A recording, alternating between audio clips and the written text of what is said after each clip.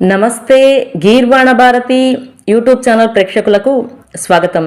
ఈరోజు మనం ఐఫోన్లో రీస్టార్ట్ ఎలా చేయాలి అని తెలుసుకుందాం. సో దానికోసం ముందుగా మనము సెట్టింగ్స్లోకి వెళదాం. కానీ ఒక విషయం ఏంటంటే ఐఫోన్లో రీస్టార్ట్ అని డైరెక్ట్గా ఆప్షన్ మనకి ఉండదు. సో దానికోసం సెట్టింగ్స్లోకి వెళ్దాం.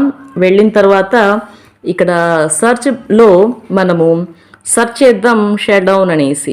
షట్ డౌన్ అని మనం సెర్చ్ చేసాం. సో షట్ డౌన్ అని క్లిక్ చేసిన తర్వాత ఇక్కడ కింద చూస్తే షట్ డౌన్ అని ఉంది. సో షట్ డౌన్ బటన్ మీద క్లిక్ చేశాను. క్లిక్ చేశాక స్లైడ్ టు పవర్ ఆఫ్ అని ఉంది. సో జస్ట్ స్లైడ్ చేశాను.